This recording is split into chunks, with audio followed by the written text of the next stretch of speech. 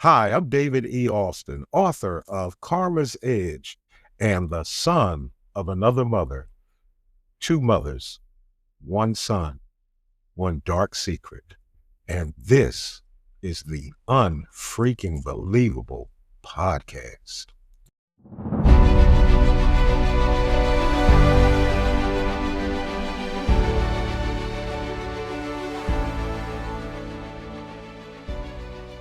Welcome to another exciting episode of Unfreaking Believable. We invite you to pull up a chair, relax, and join in for the next 40 minutes or so as we bring you guests who will share with you the moments that made a difference in their lives.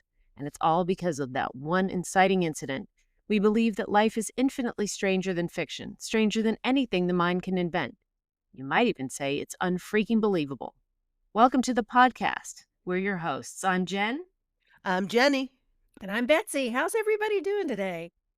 Feeling a bit under the weather is how we would say it up here. Oh, bless your heart. Oh, I'm sorry you're not feeling good. Oh, yeah, that cold's been kicking your butt for a few days now. It has. It's going Not around. good. Yeah, our house was RSV ridden about a week and a half ago. I'm thankfully, knock wood, managed to avoid it, but my husband and daughter were quite ill, and I know that Betsy and Dwayne have had a little bit of that as well. We So never came down with it, but oh my gosh, not something anybody wants to get right now. yeah. We're in an area where the flu is running rampant. Flu A is just everybody's had it.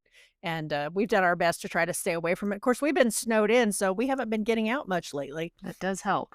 It does Yeah. help. But it's 43 today and sunny, and I'm ready to go hit some hiking trails.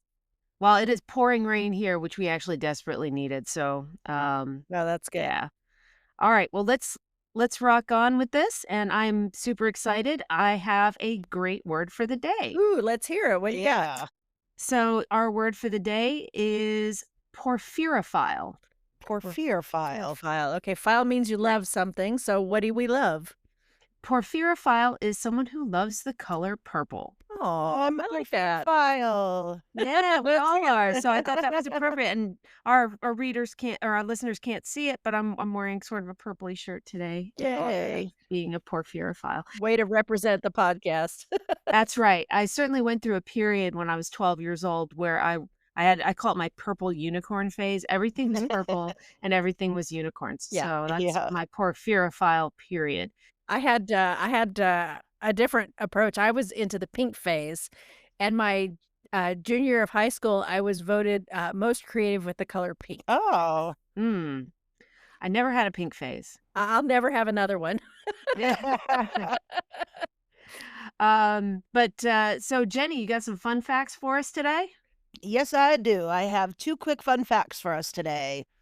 And the first one is 78% of New Zealand is uninhabited, which blew my mind. I have a friend that went there, and I remember seeing her pictures, but when you think of New Zealand, of course you think of Lord of the Rings, right? Yeah. Right. Everything was filmed there.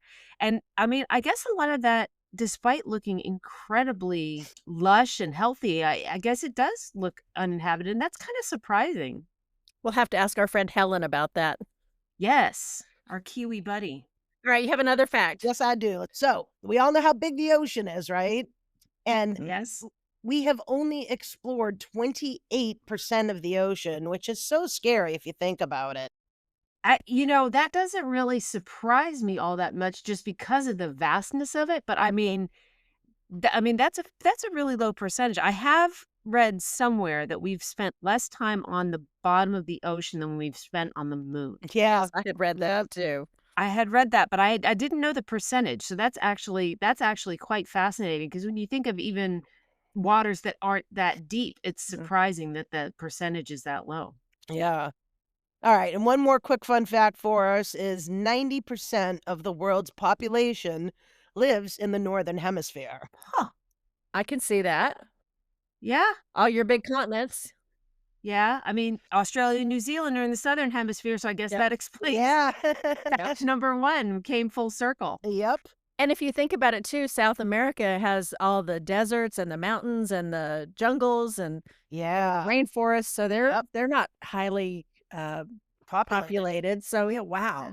Okay. Well, that's very interesting. You know what? I'm gonna pop another fun fact in just because 'cause we're talking about the size of things. If you Uh-huh. think of the size of Canada, I mean, Canada is immense, Mhm. but I Mhm. I think maybe I did this fun fact last time, I don't know, or maybe it's just been on my brain.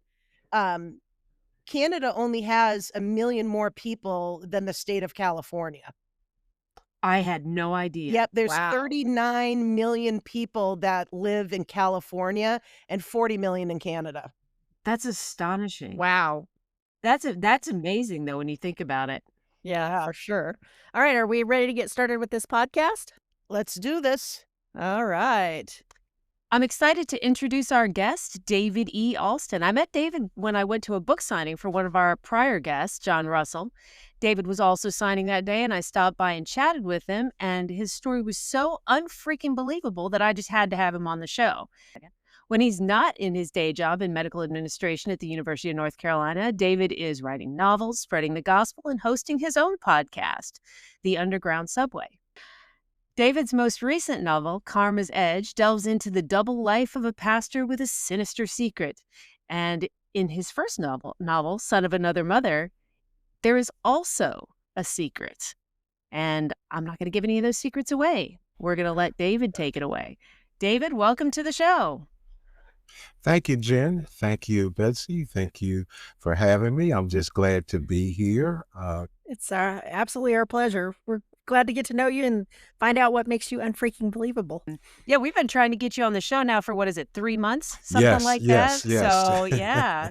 It just, life has been super busy for everybody. And of course, that Mhm. was starting out in the holiday season, trying to get you booked in. So but we're Yes. very, very glad that you are here now. Thank you. Um, Glad to be here. And I'm looking forward to the weather that Betsy was talking about. One thing that she forgot to add was hot chocolate. Got to have hot chocolate during the Ooh, snow and ice. yes. Yeah.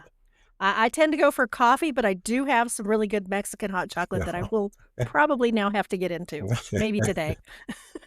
You reminded if me. if we have any cold days left in Florida, which I doubt we do, but if we do, I'll crack out either some hot chocolate or a nice chai latte, which is I Yes. my like that too. go-to in cold weather.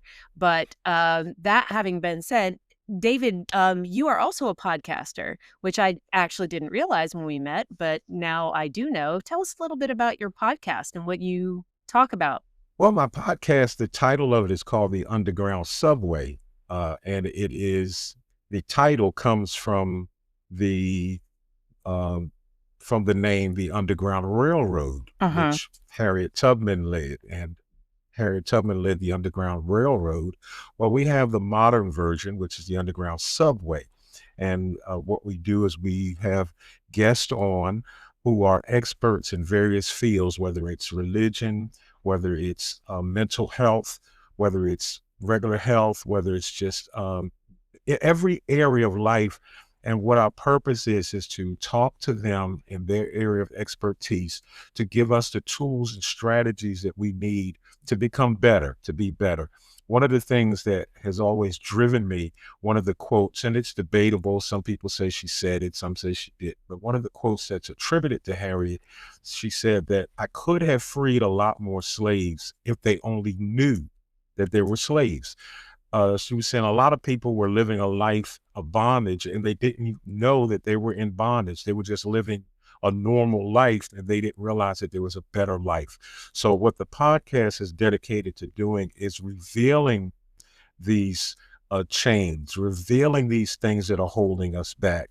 And then these experts will give us their tools and strategies needed to release these chains, to release these things that are holding us back. So Right we on. talk about mental health, we talk about health strategies, different things that we can use. We talk about abuse, everything, not just one particular. And what I love about the podcast is oftentimes I have to catch myself and remind myself, excuse me, sir, you're supposed to be hosting. You're not just a listener sitting here captivated by the guests. So I have to say, well, okay. But I really enjoy talking as well as listening to my guests. So I really enjoy the Underground Subway. It sounds like your podcast is a lot like ours. We want to hear those unfreaking believable stories. And you add another level where you add not only the story, but then how can you incorporate the lessons? And I think that's really special. I'm really looking forward to hearing your podcast. I'm gonna have to go check that out. Yes. I had one story that stuck out. I had a guest, and she spent years of her childhood as she was she was held captive in a Cambodian prisoner of war camp. Oh, wow. From Amazing. age 18, and to hear her, and I'm interviewing her, and we're both doing the podcast. We're emotional because she's talking about the time she was ripped away from her family at age 18, and how she slept on the floor, and her tears as she realized her family didn't know where she was, and slept on a dirt floor. It was just amazing. So it's just so many of them. I talked to pastors, to people, politicians, every area. So it's just good. And then not just showing people, did you know that you could live a better life? Wow, I didn't know that. And this is how. So now it's not just about the GPS system telling you how to get there. I always say in a podcast, the GPS will tell you how to get to New York, but it's up to you to hit the go button. Mhm. And once you hit the go button, now it's on you to follow the direction. So it's fun. It's fun.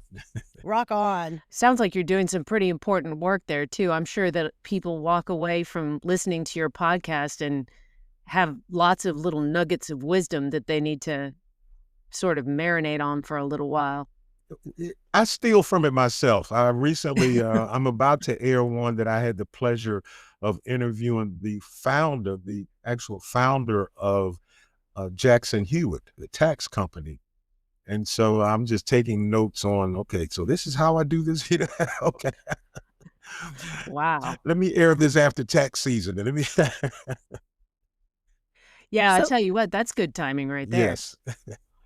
So let me ask you, what led you to want to host a podcast? Was there something in you that just said, "Hey, I got to get these stories out," or was it inspiration from someone else? What kind of led you down that path? One word, COVID. We were in the house. We were stuck in the house. We couldn't go out.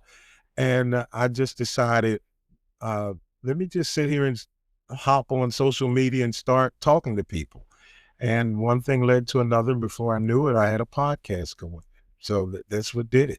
That's awesome. You're probably a 2 years ahead of us then in the well, actually, what, 3 years ahead of us? Yeah, You've been on 3 4 years. years now? Is that right? Yes, I started just doing like a video podcast on social media, and then it led to the podcast. Yeah, but that was it. I just was bored sitting at home, not going anywhere, decided, Love it. let me do a podcast. That's awesome. What platforms are you on? I'm on Apple, Spotify, all of the regular, wherever you can listen to podcasts. I don't really know. I just pop them up there and they just pop. Just automatically Jen populate. does that magic for us. It's like, yeah, wherever you can get Yeah, it. wherever you get it. Awesome. Well, let me transition over since we're talking about the shenanigans you've been up to lately. I noticed, and I didn't realize this when we booked you, but you have a new book out. Tell us about your new book. Which Karma's Edge? Karma's Edge. Yes, Yeah. Karma's Edge was just something that I sat down and I discovered about myself, that once I started it, I couldn't stop, because of the I guess you'd call the juices started flowing. That wow, oh yes, and it's a book about a young preacher's life, in which he spent his entire life serving others. So we thought, only to find out that he really wasn't serving others. He spent his entire life using what should have been a gift of his, manipulating and harming people for his own gain.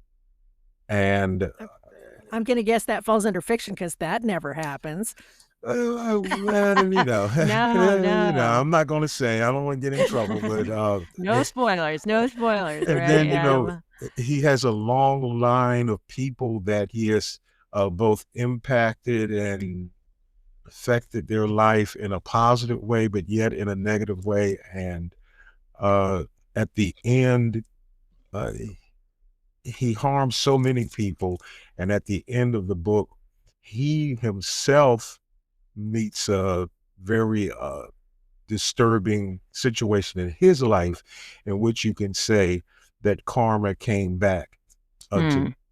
to him, and the whole mystery, because it's actually a mystery novel. At the end, you're sitting there saying, "Who did this?" And it's sort of a twist to it. A couple of people that read it said, "Oh, that was good," because actually, I had a friend of mine that read it and said, "Oh, you are so smooth," because he said, "I've got about 5 people that I think did it." And the book title is named Karma's Edge, and one of the characters' name is Karma. That's And awesome. he Ooh, said, "Wait a minute, did Karma?" No, it couldn't be that obvious. So it had to be, or was it that obvious? It couldn't be that obvious. But Karma couldn't have done. So it's a mystery novel that also I left open-ended to possibly come behind it with a sequel, because that's what I wanted to do, smart. because I kept feeling it. Oh, this can lead to something greater. So Yeah, series are very big right now. I write a series, Jen writes series, so yeah, you can do a lot with that. Now, this is about a pastor who's out there in the world. Are you drawing on any personal experiences that from your own life? Because you're a pastor as well, too. You want to talk about that? yes, I was able to draw on a lot of personal experiences of how you can take the positive and use it for a negative. And what I wanted to do, one of the main things I started off doing was trying to put it out there, hoping that other pastors and ministers would get the book and say, "Please, I don't want this to be me." And that was probably one of the major goals that I started off doing, saying, "Please, I don't want this to be me. I don't want to manipulate people. I want to use my gift to help people and not to harm people." And so, yes, I have experienced probably everything in the book. Um, and one of the tragic events in the book, I actually pulled on something that I had experienced in my life, and I threw that in there as well. So, Yeah, you, yeah. you write what you know, of Yes, course. yes, Yeah, for yes, Yep. sure. But I'm sure that creates a level of realism as well, because, it's something that it's an environment that you're familiar with as well, yes, not just the characters, but the sort of the lingo around being a pastor and the way that church dynamics might work right. and all that kind of stuff. So, did I read correctly, by the way, that you have the title of bishop? Is that accurate? Yes, yes, yes, yes, yes. So I've the churches that I helped assist and oversee them and help them to accomplish certain things. So, yes, a lot of hats. Yeah. I When I read the description on Amazon of your book, I thought, that's very intriguing, and that sounds like the kind of thing that people would definitely be able to see like a little movie going on in their heads Mhm. as they were reading. So, and it looks like also there might be a little romance in there, perhaps from your cover. Uh, Maybe well, not romance forward, but there's a subplot, perhaps.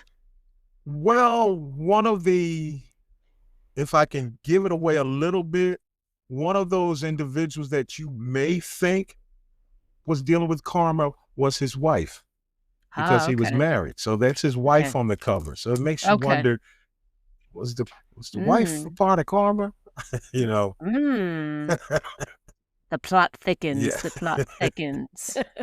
Because people that we hurt, when I say we, I'm talking about, people that we hurt aren't always people outside of home. We often No, abuse usually they're people, not. right? Yeah, Yeah, the people that we hurt are often the people closest to us. That's ab- entirely true. absolutely. In fact, more often than not, I would Yeah. argue, Oh, Right. yeah. because we forget to be on our best behavior sometimes when we're at home. Yes. But that kind of leads us to why we invited you here and what tempted me so heavily, aside from your magnetic personality, of course, to have you on the show to start with. And that was your unfreaking believable story, which it really is. And I happen to know it is. I don't know if Betsy knows the details. She knows a little bit because I didn't tell her too much. Jenny doesn't know anything at all, I don't think, because I only told them a little bit. I wanted them to be surprised. So are you ready to tell us your unfreaking believable story? I sure am. And Then the mic, sir, is yours. well, it's the same story that, if I can share this spoiler, of the other book that I wrote, which is called The Son of Another Mother. Two mothers, one son, one dark secret, which is a fictional book that may not be fiction. It's based on a true story, and stories about a young man who has always known that he was adopted. He always knew he was adopted. His mother shared with him at the age of 7 months that he was, well, his entire life, she told him that when he was 7 months old, that she had adopted him. And so he always struggled with growing up. In the struggle of being adopted, there is this struggle I found out in talking to so many, because I personally worked before I started working where I am now. I worked in special education in the school system for about 19 years. And I work with children who were foster children. And there is a struggle when you have two parents. When I say two parents, you have that biological family and that adopted family. And the struggle is, who do I owe my allegiance to? Is it the mother that pushed me into life, or is it the mother that pushed me through life? Who am I? And I could relate to this story that I was writing about, because I myself was adopted, and I often found myself wondering, who am I? When I'm with my adopted family, I'm thinking, that's not really who I am, because I'm not really in Alston, and when I'm with the other family, I'm thinking, but I didn't grow up part of this family. And so in the story, in the book that I wrote about a little boy that always knew this. And as he grew up, he loved his mother. He, of course, his mother. It was just his mother and himself. And he grew up always knowing that he had siblings out there in the world, but his mother could never find them. And because they lived in the big city, and he never could find them. And he grew up, and one day while in junior high school, I know we call it middle school now, but in junior high school, he was in the 7th grade, and he walked into the hallway one day, and his friends said, "What's wrong? What are you looking at?" And he said, "Man, that girl it's something about that girl over there. She's just amazing." And they said, "Well, go say something to her." He said, I can't say anything to her," because he was just too shy. And they said, "Go ahead." He would never say anything to her, and he was just resolved to never see the girl again. So he grew up, he graduated high school, and he then, at the age of 19 years old, his adopted mother, is on the phone with someone, and his little cousin's playing with the phone book, and his mother says to him, "Stop playing with this phone book before you tear it." And he said, "I'm trying to find someone." The little boy's only like 5. And she says, "Give me the phone book. Let me show you how to look someone up." And when she opens the phone book up, she had been looking for his parents for years and couldn't find him. And she opens the phone book up, and there in the phone book is his biological mom. Wow. She calls his biological mom and asks her, "Are you her?" And it is her. So she sets up this meeting for him to meet his biological family for the first time. He then goes to the house to meet the family for the first time. I'm trying to recall this book that I wrote. And he walks into the room, and he sees his biological mom for the first time. And he's amazed, here's someone that looks like him. That, wow, everything. And then when he meets his sister for the first time, it's the girl that he saw in junior high school. And he's like, wow, that was a connection. So he meets his family, he bonds with his family, he's just amazed by his family. Well, fast forward to the end of the story, because I don't have time to go the entire book. The adopted mother who he loves passes away. His struggle is because of situations, he never could get a passport to travel. He couldn't get and because he couldn't get a passport, because he never actually had his birth certificate, and the adopted mother never gave him the birth certificate. So he needed the adoption papers, and he kept telling her, can I get the adoption papers? And she kept saying, I'll give them to you. I have to find them. They're in the box here. I'll get them. And she passed away before giving it to him. So he could never go on a cruise, couldn't go out of the country, Well, then about 8 years later, he's talking to his biological mom, who says to him, how are you making out with getting your paperwork? What can we do? I just need my birth certificate. They go to the register of deeds, they give him the birth certificate, but it has the wrong name on it because it has the birth name on it, not the name that he's been pumping Social Security into and everything. Sure. The lawyers, everyone said, you got to get this done because you've been using this name your entire life and there's nothing you can do about it. We can't go to a judge and say, change your name from David to David. So he's just, up the creek without a paddle. And so she calls him one day and she says, how are you making out with getting everything done? And he says, I don't know. I need those adoption papers. And she passed away without giving to him. And she says to him, I think you need to know the truth. What truth? What are you talking about? There are no adoption papers. What do you mean there are no adoption papers? She never adopted you. I was really going through a financial struggle. You were the youngest of 6 children, and I didn't know how I was going to make it financially.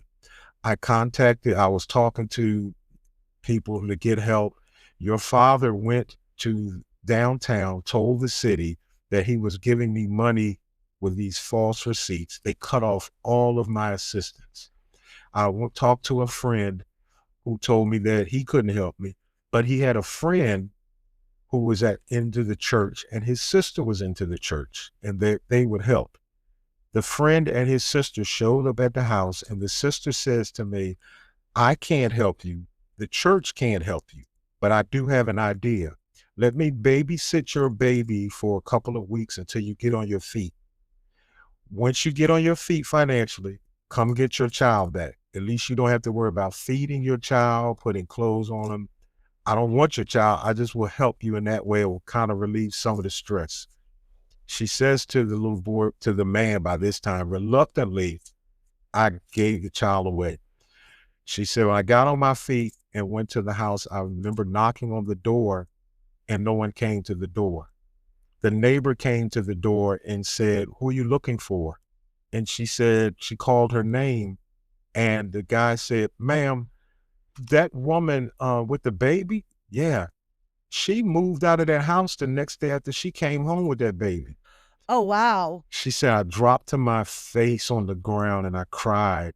And she said, I went to the police, and the police told me, they said, ma'am, technically your baby was abducted, but legally there's nothing we can do because she didn't come in your house while you went to the bathroom and take your child out of the home. You gave her the baby to watch and she ran off with it. She said for 5 years, she kept looking for, she said, I kept looking for, up until this time, the relationship between this son and the mother was one of, I know you're my biological mother, but there's no real connection there because that emotional part that goes to a mother is spent with the adopted mom. But as he's hearing this story, their hearts are knitting together because he's feeling, he can only imagine the pain that she went through of not knowing where her baby was for all of that time. She said, I couldn't do anything but start hiding the pain. And she said, I started drinking and I started just running the streets because I just wanted to hide the shame that I had lost my child, that no one took him, but I had lost him. She said, I started telling people that I never had a child, that was just my nephew. I even told the other children who were too young to really know anything, oh, he was just a cousin I was watching. She said, one day my sister showed up to the house and said, "You're going to church tomorrow and we're going to have prayer because I'm tired of seeing you live like this." She said, "I went to church, and when I went to church, the pastor said, 'I have an idea.'" The next day, the church divided into groups and they went to every elementary school because by this time, by this time, I'm sure you know me, I'm 5 years old. So I'm in, and she goes to they go to every elementary school looking for this child. They go to the school where I'm sitting in the classroom, but because they asked for the wrong name, the secretary said I wasn't there. She said, "I went home that day and laid down and cried and said, I'll never see my baby ever again." And she never saw me again until that day that she got that phone call. And she said that phone call, it wasn't a coincidence. She said, because she knew where I was the entire time and found out that I played in the same playground with my siblings. And I asked her, I said, "Why are you telling me this now that she's gone all of these years?" She said, "Because I knew how much you loved her and I didn't want it to change how you felt about her." And I said, it never changed. It will not change how I feel about her, but it changes how I feel about you. Wow. Because now I realize you're my mom. And it gives me a purpose. And during one of the family reunions, I'll tie it back to my podcast. We're at our family reunion and they wheel out this big table with a family tree on it. And my daughter looks at the family tree and she says, "Oh my God, Dad, no one's going to believe this." And I'm saying, "What?" And I'm looking at my name on the family tree for the first time with my siblings and my mom. And my mom was the youngest of 22 children. What? Yes, she was the That's youngest a of lot of 23. laundry. Wow. That is Yes. so much laundry. And she was born in 1937. So when you do the math, my grandparents were born in the 1800s.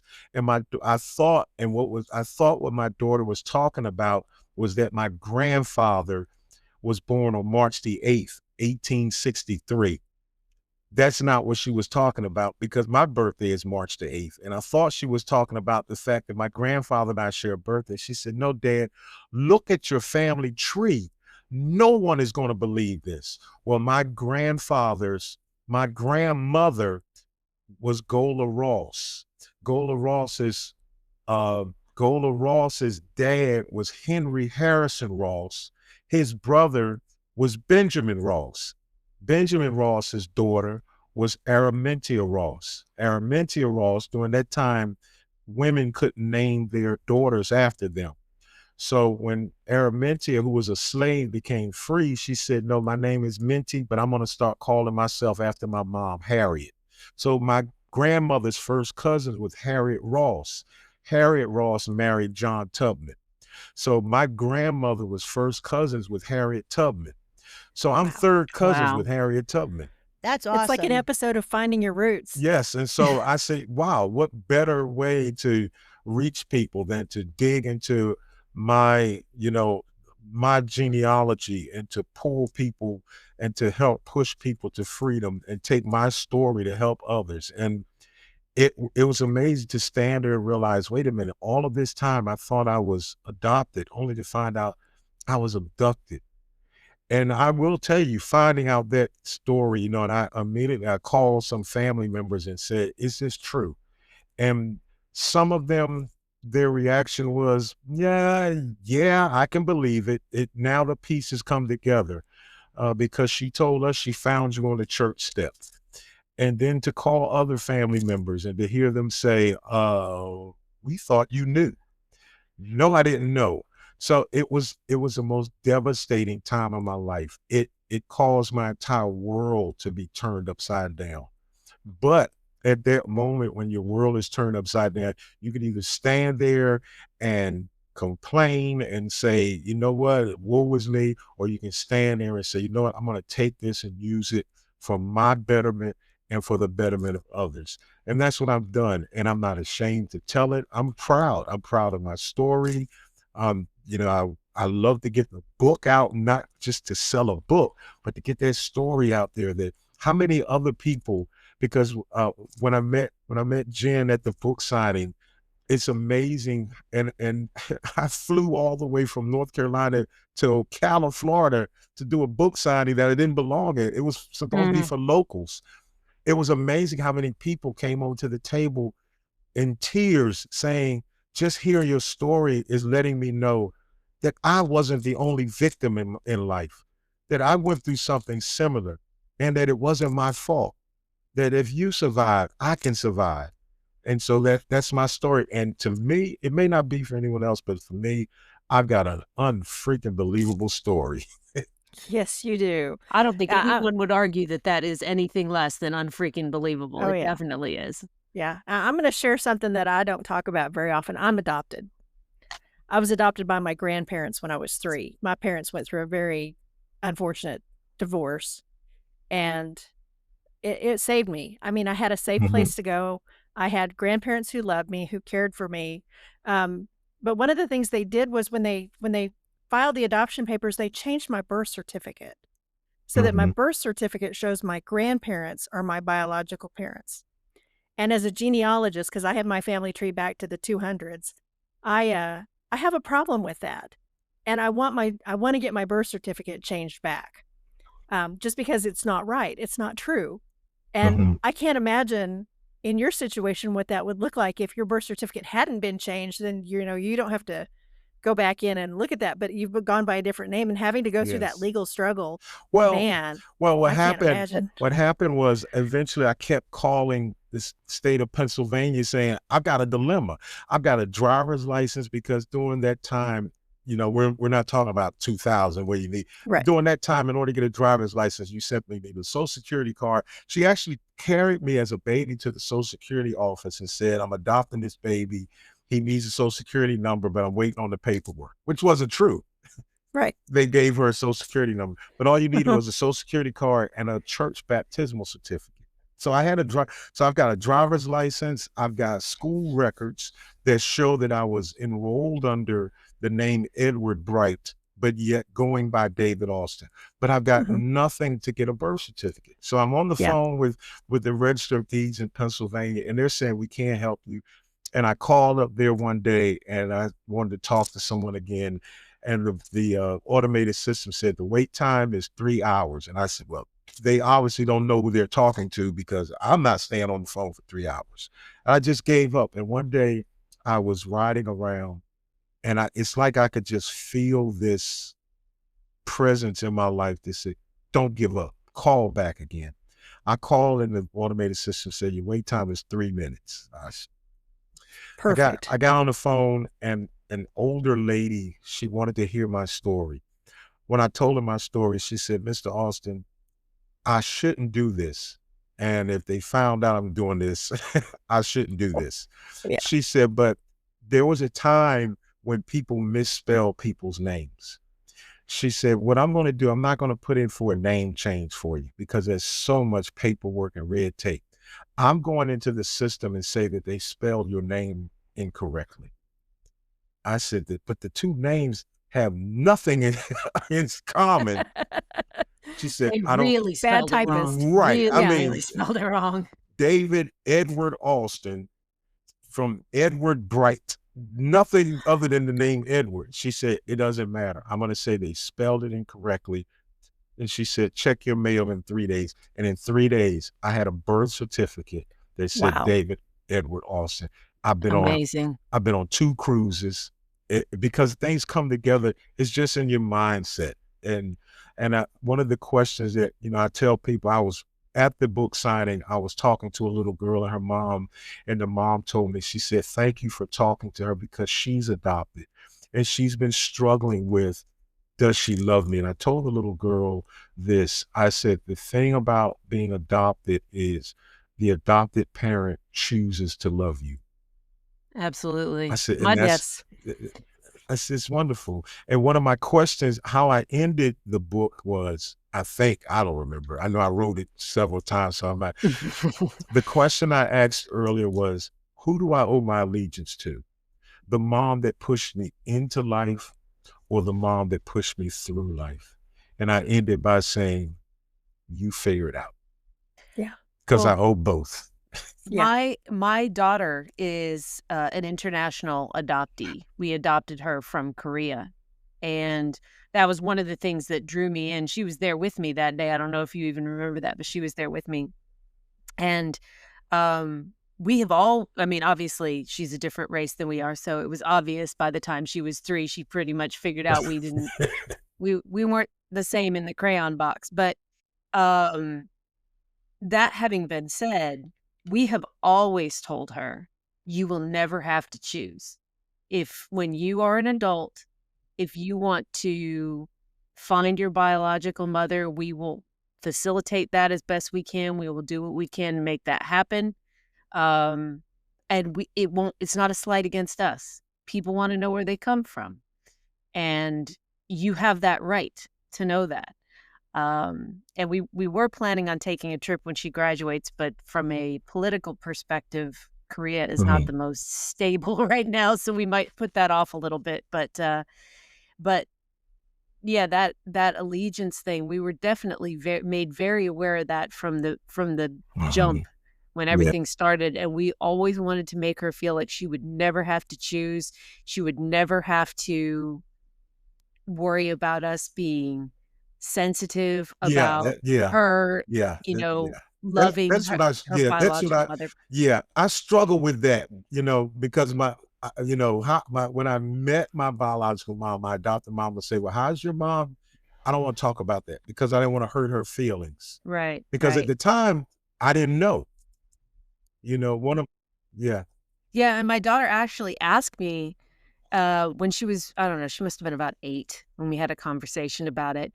And, and I told her, that if I ever meet your biological mother, there's never been a human being on this earth I'm more grateful to than that woman. Yeah. Because she chose to carry you to term. She chose to recognize that even though she didn't maybe feel like she could give you the best life, that there was another option out there for her. And as a result of her making that choice and choosing to keep that baby alive and see it through, I have the sunshine of my life. And she is the most beloved child that, I mean, I'm sure everybody says that, but I mean, she is deeply, deeply loved, and she knows that. And so we always told her that. It's like you said, she chose to keep you on this earth, even if she couldn't be the one to raise you. And that is an act of supreme love. Well, that's one of the things that's sort of that underlying thing in the book. A lot. One of my coworkers read the book and brought it back to my desk with tears. I said, "What's wrong?" She said, "Because reading it and hearing you say what happened, and you didn't know what was going on, because there was an instance in which my brother came to me and said, you need to talk to mommy, my biological mom, because you don't have a very good bond with her, and she thinks that you are upset with her because I had a bond with them. My brothers, we played basketball all the time, and she thinks that you're upset because she gave you away." My brother didn't know what happened. At the time, I Wow. didn't know what happened. So Wow. Wow. I went to her and I told her, I said, listen, I said, in all honesty, there is not a bone or fiber of my existence that is upset with you because you gave me away, because you could have killed me. You could have threw me in a dumpster. I said, you let me live. I said, I am not upset with you. I said, but the reason why it seems different is because I grew up without brothers and sisters. So this is a new experience for me. So that's why I said, but that emotional connection between a son and a mother is gone. It's with her. At the time, I didn't know what had happened. Right. Yeah. Right. Then when the adopted mother passes away, I wrote how I was on her deathbed. And after she passed away, I leaned over and I kissed her on the forehead, and I'm crying tears. And I said to her, thank you so much for loving me. Thank you for taking me in when no one else wanted me. Thank you for taking me when Yeah. no one else cared about me and raising me. And again, I didn't know. when it really Yeah. happened, you know? Yeah. So, Yeah, I'm always interested in families and their secrets. yes, Yeah, every family has them. There's yes, always that one cousin or sister or brother or uncle that nobody talks about, yes, and or those little moments like that. I knew I was adopted, and they made it like, "Oh, it's gonna be great. You're gonna have an aunt, you're gonna have a sister now because I have an aunt." So I'd never had a sister, and that to me was wonderful. I loved having a sister who was also my aunt, and she was cool. So that wasn't a secret. I didn't really have any of those secrets except for the fact that they changed my birth certificate. I didn't know that until I was much older. And, that's the only thing I would change if I could change anything about my life is I want my birth certificate fixed. So, yeah, everyone, I yeah, but we've all got those secrets. yeah. And I'm the family secret because imagine Mhm. me showing up to the family reunion, to the Bright family reunion as the long lost kid that no one knew about Mhm. because I can't even imagine that. I showed up and my cousins would say, who is that? And my mom would say, oh, that's your cousin. That's David. And they're like, who? And I'll share this little part here because it's interesting because um, you mentioned, meeting the parents and everything. It is a struggle because you want to know. There's a lifelong debate going on whether it's nature or whether it's nurture. And I myself, I've noticed that I grew up and my personality has always been the nurture side of it. Now I'm noticing the older I get, I'm noticing now it's more nature and being with my siblings more and hearing them say, man, you act just like a mom. You say things she says, you look like her.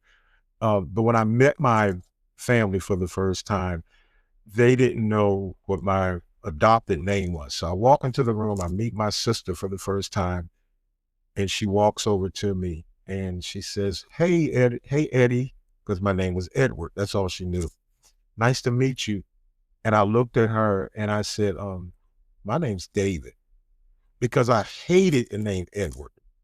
Yeah. And I think subconsciously, even though that was my middle name, Mhm. I hated it subconsciously because I associated with the fact that I was adopted. Because Right. in the 60s and 70s and mid 80s, being adopted was a stigma. It was sort of like you were adopted because you weren't wanted, you know. I hated the name Edward. So when she approached me and she said, hey, Eddie, I said, my name is David. And she said, oh, I'm sorry. I said, no, no offense. I'm just telling you, that's not my name. My name is David. Well, uh, when my biological mom, she passed away, uh, 2020, December, right as COVID was hitting. And they called me. I rode to Philadelphia to the hospital and I knew the end was near. And I walked into the hospital room and I'm talking with her and sitting with her. And I could just tell, I knew it was, because of her situation.